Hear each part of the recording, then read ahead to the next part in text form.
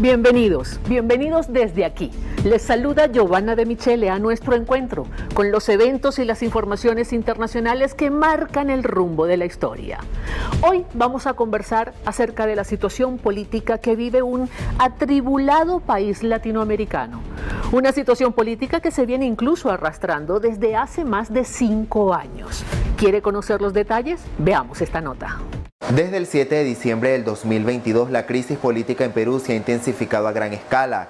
El presidente Pedro Castillo fue detenido tras realizar una cadena nacional en la cual declaró que disolvía el Congreso de la República de Perú y establecía un gobierno de sección. Por lo que, en atención al reclamo ciudadano a lo largo y ancho del país, tomamos la decisión de establecer un gobierno de excepción orientado a restablecer el Estado de Derecho y la democracia, a cuyo efecto se dictan las siguientes medidas. Disolver temporalmente el Congreso de la República e instaurar un gobierno de emergencia excepcional. Convocar en el más breve plazo a elecciones para un nuevo Congreso con facultades constituyentes para elaborar una nueva Constitución en un plazo no mayor de 9 meses. A partir de la fecha y hasta que se instaure el nuevo Congreso de la República, se gobernará mediante decretos ley. Unas horas más tarde de las declaraciones de Pedro Castillo, el presidente del Parlamento Nacional del Perú, José William Zapata, convocó a una sesión plenaria, en la cual con 101 votos y un total de 130 congresistas, dieron el visto bueno para la destitución de Castillo, alegando que contaba con una incapacidad moral para continuar llevando las riendas del país. Votos en contra, 6, abstenciones, 10. Ha sido aprobada la resolución que declara la vacancia de la presidencia de la República por la causal prevista en el inciso 2 del artículo 113 de la Constitución Política del Perú, concordante con el artículo 117 de la Carta Política. En consecuencia, se procederá al régimen de sucesión presidencial establecido en el artículo 115 de la Constitución Política del Estado. Ante la destitución presidencial, fue la ex vicepresidenta Dina Boluarte la encargada de asumir las riendas del país, marcando un hito en la historia de Perú por convertirse en la primera mujer a tan importante cargo. Los ciudadanos, como rechazo a la decisión implementada por el Congreso, llevan meses de enormes manifestaciones en diversas provincias del país, exigiendo elecciones presidenciales para octubre de 2023 y que el nuevo gobierno asuma en enero del 2024. Además, exigen la liberación de Pedro Castillo, quien desde su destitución se encuentra detenido en una prisión preventiva de Lima, luego de que el juez supremo Juan Carlos Checli lo encontró culpable de rebelión y conspiración. Asimismo, los manifestantes exigen que dentro del plan para la elección del nuevo jefe de Estado también se le aplique la renovación de una nueva constitución con medidas muy diferentes a las actuales, como el poder del Congreso en destituir altos cargos, ya que hasta la fecha han sido los presidentes Martín Vizcarra, Manuel Merino, Pedro Pablo Kuczynski y Ollanta Humala los destituidos. Las manifestaciones han tenido consecuencias fatales en la economía peruana. La Bolsa de Valores de Lima notificó que sus operaciones cayeron en un 3% y que el sol se elevó a 1,2%. Efectivamente, la situación política en Perú es tan complicada que en los últimos 6 años ha habido 6 presidentes. Sí, como lo escucha. No necesariamente quiere decir que cada presidente duró 1 año en el cargo, no. Tuvimos el caso de uno de ellos que duró 5 días en el cargo. Hagamos un pequeño recuento. En el año 2016 asume la presidencia Pedro Pablo Kuczynski, quien llega al poder por la vía electoral. Sin embargo, renuncia en el año 2018 luego de haber superado 2 mociones de censura en el Congreso. La moción de censura es una figura que existe en el Congreso peruano, es una facultad que tiene el Poder Legislativo en Perú para declarar lo que los peruanos llaman la vacancia, es decir, dicho de otra manera, separar al jefe de Estado al jefe del Poder Ejecutivo de su cargo. En la primera moción de vacancia no lograron el objetivo, no se logró reunir el número de votos necesarios para sacar a Pedro Pablo Kuczynski del poder. En la segunda vacancia, ante la posibilidad de que efectivamente él fuera sacado del poder, pues decidió renunciar. Estuvo 20 meses en el cargo, estuvo posteriormente preso por corrupción y todavía sigue un proceso judicial, pero en libertad. A él lo sucedió Martín Vizcarra, quien era su vicepresidente, porque eso es lo que establece la Constitución peruana, que en caso de vacío, vacancia, falta absoluta del presidente de la República, lo sucede el vicepresidente. El vicepresidente Martín Vizcarra estuvo en el cargo 2 años y 8 meses. También hubo una moción de censura en el Congreso y fue declarada la vacancia por incapacidad moral. Una figura que de hecho existe en la Constitución Nacional del Perú, aunque no está especificada, no está detallada. En ninguna parte del texto constitucional está la definición de la incapacidad moral, pero eso es suficiente para poderlo separar del poder. Enfrenta una acusación constitucional por el caso que se conoce en Perú como el Vacuna Gate. A él lo sucedió Manuel Merino, que estuvo 5 días en el cargo e inmediatamente renunció, porque el desorden, el caos en la sociedad peruana fue de tal magnitud que no pudo gobernar. Inmediatamente llegó Francisco Sagasti, 8 meses estuvo en el cargo, convocó elecciones y las ganó Pedro Castillo. El Pedro Castillo, el presidente que ahora está preso. Después de 2 mociones de vacancia que no prosperaron por falta de votos, él decidió el pasado 7 de diciembre de 2022 disolver el Congreso.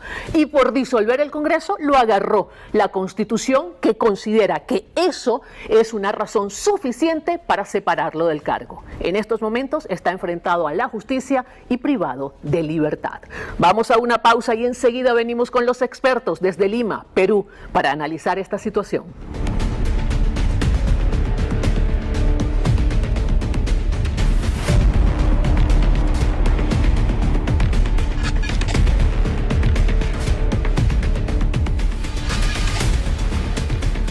Y a partir de este segmento nos enlazamos desde aquí con Lima, Perú, desde donde nos acompañan 2 analistas precisamente para evaluar desde el lugar de los acontecimientos cuál es la verdadera situación política en ese país y cuál es el sentir de los peruanos. Nos acompaña el secretario general de Transparencia, él es Iván La Negra, quien es además docente universitario. Y también nos acompaña el politólogo y docente universitario José Alejandro Godoy. ¿Los tenemos? ¿Podemos ya verlos en pantalla? Ahí los tenemos. Bienvenidos. Gracias por estar con nosotros desde aquí. Gracias a ustedes. A ver, comencemos con Iván La Negra. ¿Cuál es la situación en estos momentos en Perú? Bueno, se vive un periodo muy corto de reducción de manifestaciones. Coincide, por un lado, ¿no?, con que pues, han pasado cerca de 2 meses donde ha habido manifestaciones muy importantes en todo el país. Y segundo, que hemos estado en el periodo de carnavales, ¿no? Entonces, un periodo festivo que pues, normalmente ha servido en muchos lugares para... como solemos decir acá, tomar aire, ¿no? Un poco de aire desde la continuación de las manifestaciones.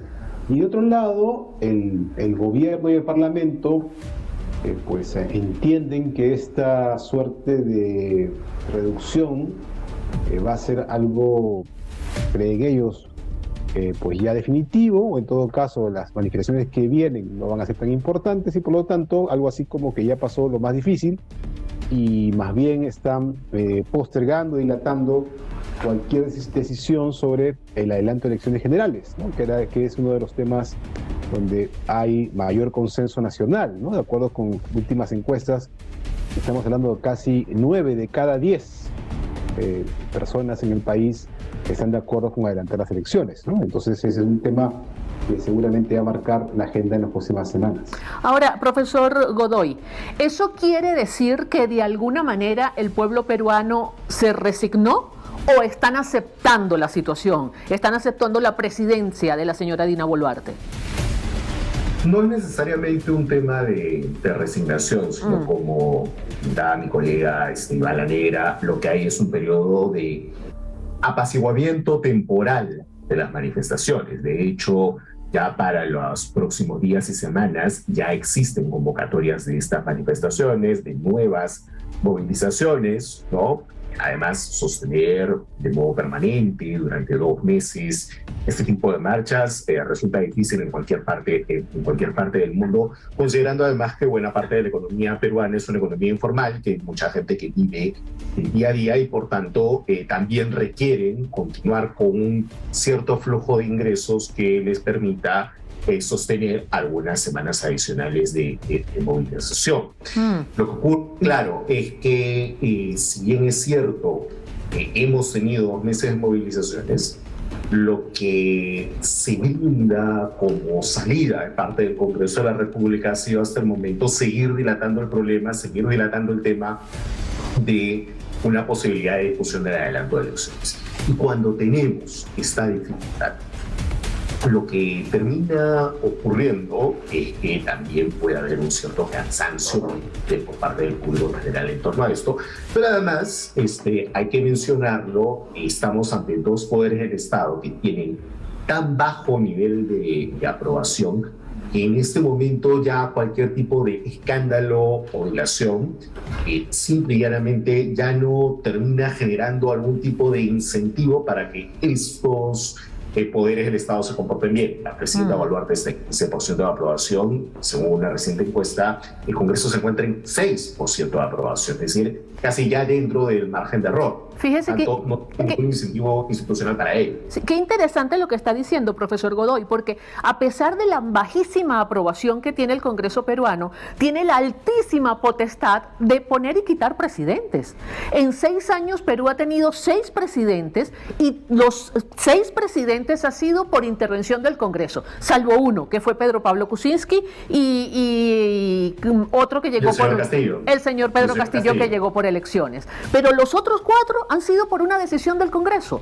¿Cómo se entiende que siendo uno de los poderes públicos con tan baja popularidad tenga tanta capacidad de incidencia en la vida política del país? No sé quién me querrá responder. Bueno, quizá la respuesta es más sencilla de lo que podría imaginarse, ¿no? Es que también es muy precario el Ejecutivo, es decir, también hemos tenido presidentes muy débiles, ¿no? Presidentes que no tenían bancada importante en el Congreso, o ninguna bancada en el Congreso, presidentes, muchos de ellos impopulares, posiblemente haya excepciones, pero la mayoría con niveles de aprobación relativamente bajos, y además también presidentes sin mucha experiencia política previa, ¿no? El presidente Castillo, por ejemplo, su primera responsabilidad pública, ¿no? Era esa, la de ser presidente de la República. Entonces, es una situación pues, que explica por qué los presidentes en un sistema presidencial como en el Perú caen rápido por su debilidad. Incluso un Congreso débil e impopular podría tener incentivos para sacarlo del puesto, ¿no? Lo que nuevamente genera otro círculo, porque ese poder precario también se debilita con esa acción y eso nos lleva normalmente a nuevos ciclos electorales para tratar de resolver esto, pero lo que hemos visto en los últimos años ha sido tremendamente, pues, digamos, evidente, ¿no? Para lo que decimos que hay un problema serio ya en el fondo de la representación de la política en el Perú, ¿no? Que eso es lo que está haciendo que todo esto ocurra.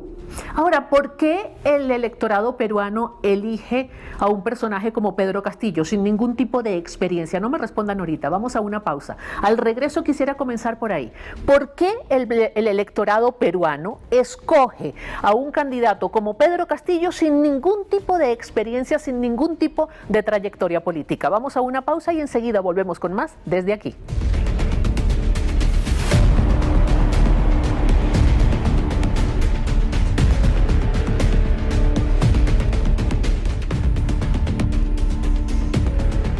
Seguimos desde aquí.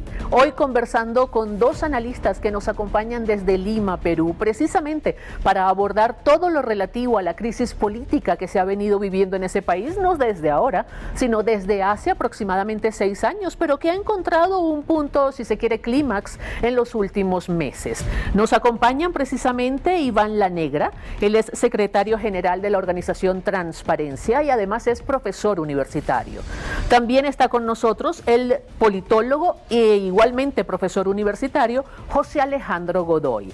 A nuestros invitados habíamos dejado en el aire una pregunta antes de irnos al corte, y es cómo se explica que el electorado peruano haya escogido como presidente de la República a un hombre con las características de Pedro Castillo, en el sentido de que no tenía ningún tipo de experiencia política, ningún tipo de trayectoria política. ¿Cómo entenderlo? Hay un tipo de explicación un poco más histórica, ¿no? Porque Alberto Fujimori en 1990 llegó a la presidencia sin haber constituido un partido sólido y organizado, sino básicamente Cambio 90, el partido por el cual se presenta esas elecciones, era básicamente una lista parlamentaria con algunos comités adicionales, y él logra ello. A partir de ahí se fueron generando incentivos de comportamiento, pero también incentivos de reglas destinados a que políticos novatos, en el sentido de que no habían tenido una vida partidaria previa, terminen no solamente lanzándose a la presidencia de la República, sino que la terminen obteniendo. Pasó con Alejandro Toledo, cuyo primer puesto en la administración pública real fue la presidencia de la República. Pasó con Ollantumala, que había sido militar, pero su primer puesto de elección popular fue la presidencia de la República. Pasó con Pedro Pablo Kuczynski, que si bien había sido ministro ya en el segundo gobierno de Fernando Belaúnde, a inicio de la década de 1980, era alguien que no había pasado por un proceso electoral.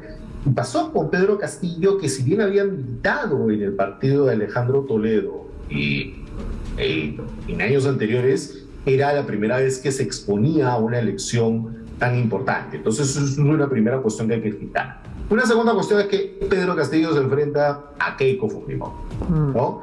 Y como es conocido en el Perú, una de las agrupaciones políticas que tiene la calidad de arrastre muy fuerte, pero también un antivoto muy fuerte, es el Fujimori, ¿no? Entonces, cualquier candidato que se coloque frente a Keiko Fujimori en una segunda vuelta la va a derrotar. Ya ha pasado 3 veces, ya ha ganado un ex militar, un banquero de inversión y economista, un maestro de escuela rural. Probablemente, si es que ya se volviera a presentar, sea quien fuere la persona a la cual ella se tiene que enfrentar, finalmente le va a ganar a la señora Fujimori por el rechazo que el fujimorismo despierta, tanto por el legado de los 90 como por el propio comportamiento de la señora Fujimori. Qué interesante.